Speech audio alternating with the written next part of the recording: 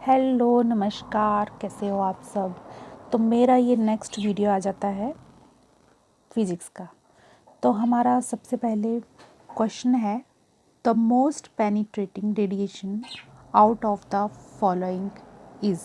तो इसमें से सबसे ज़्यादा पेनिट्रेटिंग रेडिएशन किसका है, बता सकते हो आप।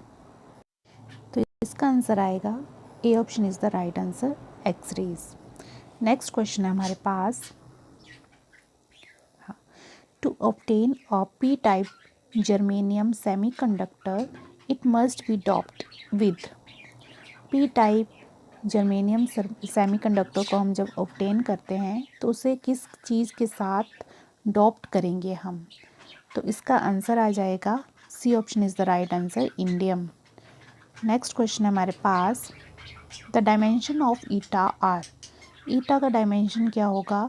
जब हमारे पास तो ये दे ही रखा है F equals to 6p/NaV, where F क्या यहाँ पे फोर्स है, A रेडियस है और V वेलोसिटी है। तो हमें ईटा निकालना है। तो ईटा कैसे निकलेगा, ईटा इक्वल्स टू यहाँ पे फोर्स डिवाइड में क्या आ जाएगा,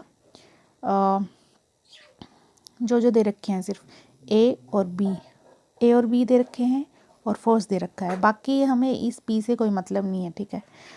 तो फोर्स क्या होता है, मास इंटू एक्सेलरेशन का क्या हो जाएगा, LT-2 डिवाइड में ए क्या है, रेडियस है, यानी कि लेंथ हो जाएगी।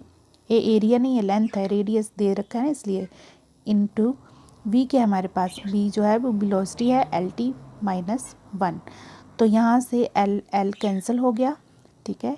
ये टी ऊपर जाएगा, जब ऊपर जाएगा तो +1 हो जाएगा, यहाँ पे +1 हो जाएगा, यानी कि T-1 हो गया, T-1 हो गया, और L ऊपर जाएगा तो L भी -1 और M।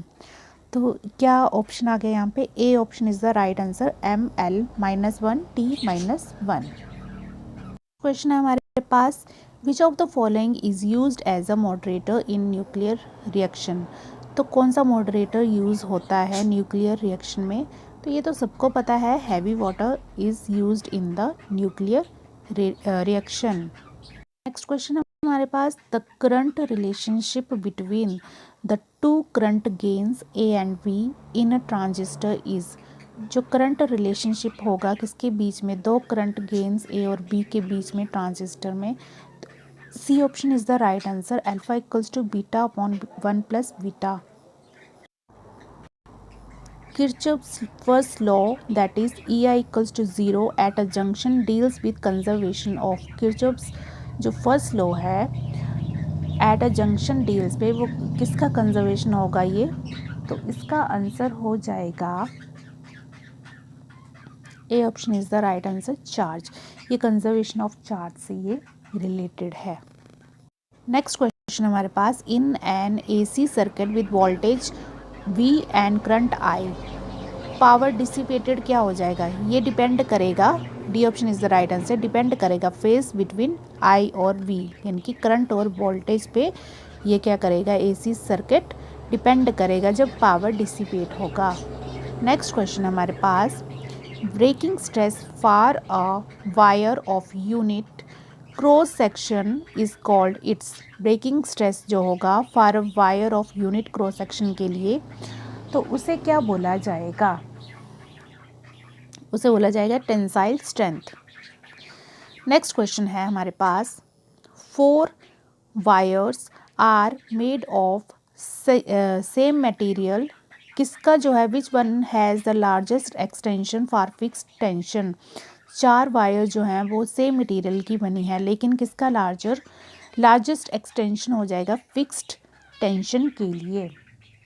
तो इसका आंसर हो जाएगा A, length 50 centimetre and diameter 0.5 millimetre. Next question हमारे पास, the ratio of lateral contraction to longitudinal strain is called.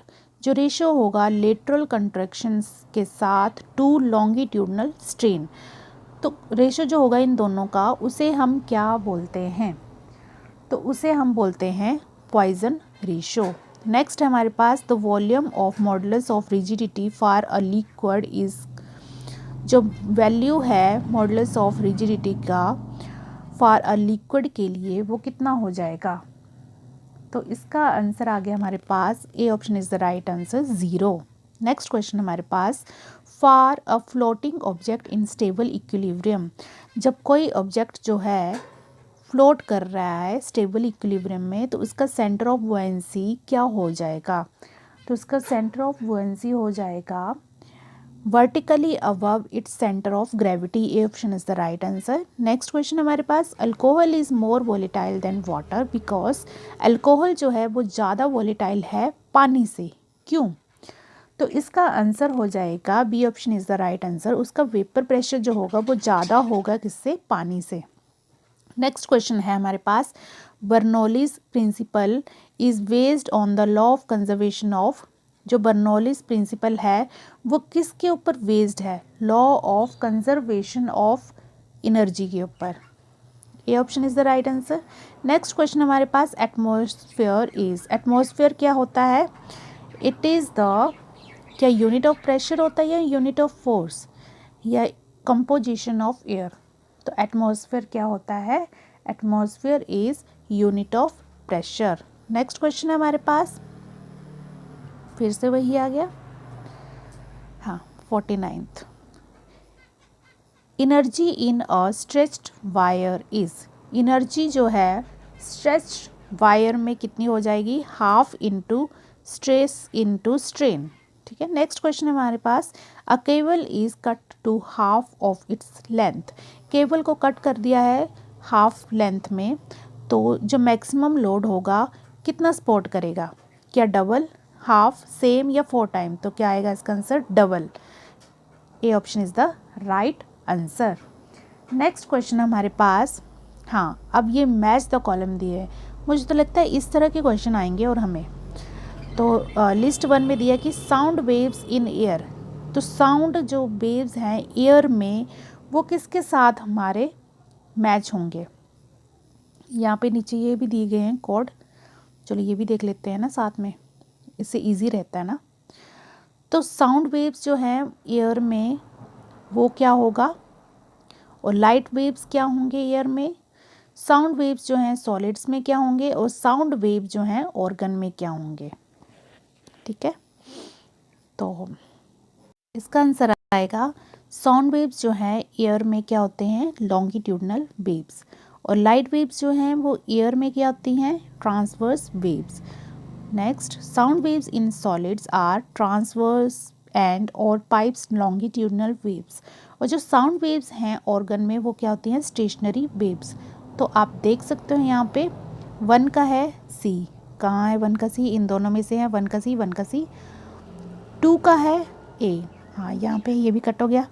3rd का है 4D और 4th का है बी, तो C option is the right answer. Next question हमारे पास फिर से मैच द कॉलम है, और आई थिंक इसके मैच द कॉलम मतलब ऑप्शन नहीं है, तो हम इस तरह से ही कोशिश करते हैं करने की। जो 52 क्वेश्चन है ना ये, तो फर्स्ट लॉ ऑफ थर्मोडायनेमिक्स किसके साथ होगा, और equation of state of an ideal gas और थर्मोडायनेमिक डिसऑर्डर। तो फर्स्ट लॉ ऑफ थर्मोडायनेमिक्स जो होगा वो किसको मतलब किसके साथ जाएगा? कंजर्वेशन ऑफ एनर्जी के साथ। Equation of state of an ideal gas ये किसके साथ जाएगा? ये यूनिवर्सल गैस कांस्टेंट के साथ। और जो ये थर्मोडायनेमिक डिसऑर्डर है ये एंट्रोपी के साथ जाएगा, डी ऑप्शन के साथ। नेक्स्ट क्वेश्चन हम देख लेते हैं। नेक्स्ट क्वेश्चन हमारे पास, यहाँ पे भी हमने लिस्ट 1 और लिस्ट 2 दे रखी है, तो बताइए जल्दी से। इसमें से देखो ये जो मैग्नेटिक फील्ड है इसका यूनिट क्या होता है? टेस्ला होता है ना। 3rd का क्या हो जाएगा? ए, तो 3rd यहाँ पे है, यहाँ पे 3rd का ए है, 3rd का ए, हाँ ये है, एक यहाँ पे ए है, 3rd का एक यहाँ पे ए है। अब डाइपोल मोमेंट का क्या होगा? हाँ यार क्या हो रहा है, कहाँ गया? हाँ, मैग्नेटिक फील्ड का क्या हो जाएगा? टेस्ला, यानी कि ए कहाँ था ये? 2nd का ए नहीं 3rd का ए और ए, बाकी बी और सी ऑप्शन कट गए। अब देखो ये जो अब कौन सा करते हैं हम? Dipole moment. डाइपोल मोमेंट क्या होगा? टेस्ला मीटर, ये होगा। E option is the right answer. ठीक है, तो कहाँ आ गया फर्स्ट का ई, कहाँ? ई नहीं होगा, ई नहीं होगा, ई नहीं होगा, सॉरी यार, इसको कैसे रफ करें?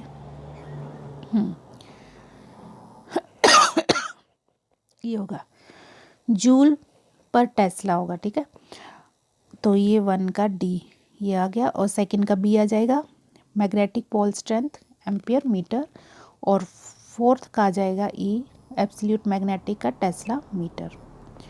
नेक्स्ट क्वेश्चन हमारे पास, resistance of a conductor increases with rise of temperature because, ये जो रेजिस्टेंस है कंडक्टर का वो इंक्रीज करता है टेम्परेचर के राइज करने के साथ, मतलब जैसे जैसे टेम्परेचर बढ़ता है वैसे वैसे रेजिस्टेंस जो है कंडक्टर का वो भी क्या करता है, बढ़ता है। क्यों बढ़ता है? क्योंकि यहाँ पे रिलैक्सेशन टाइम जो होगा वो डिक्रीज कम हो जाएगा। ठीक है, सॉरी, हाँ, half the area of convex lens is covered with black pepper, black pepper के साथ जो है हाफ एरिया क्या किया गया है, कवर किया गया है, तो उसकी फोकल लेंथ क्या हो जाएगी? ठीक है, तो उसकी फोकल लेंथ में कोई भी मतलब ना ज़्यादा होगी ना कम होगी, मतलब सेम रहेगी, रिमेन सेम, कोई फ़र्क नहीं पड़ेगा उस पर। नेक्स्ट क्वेश्चन हमारे पास, a spherical bubble of air in a glass slab will act as a, एक स्फेरिकल बबल है, यानी कि स्फेरिकल क्या होता है, गोल ना, तो एयर का इन अ ग्लास स्लैब में वो एक्ट करता है, किसकी तरह एक्ट करेगा वो? तो 94 का आ जाएगा B option, diverging lens. According to Bohr postulate which one of the following quantities has discrete values, तो अकॉर्डिंग टू वोहर्स पोस्टुलेट के अकॉर्डिंग इनमें से कौन सी क्वांटिटी जो है जिसकी डिस्क्रीट वैल्यू होगी? तो इसका आंसर आएगा angular momentum, D option is the right answer. Next question है, a system is in thermodynamic equilibrium when it is in, एक सिस्टम जो है वो थर्मोडायनेमिक इक्विलिब्रियम में है, कब? व्हेन इट इज इन, कब होगा थर्मोडायनेमिक इक्विलिब्रियम में? कब होगा भाई? जब वो थर्मल इक्विलिब्रियम में होगा, तब सिस्टम थर्मोडायनेमिक इक्विलिब्रियम में होगा। ठीक है, नेक्स्ट क्वेश्चन, बस चलो बाद और देखते हैं। थैंक यू सो मच, आज के लिए बस इतना ही, थैंक यू।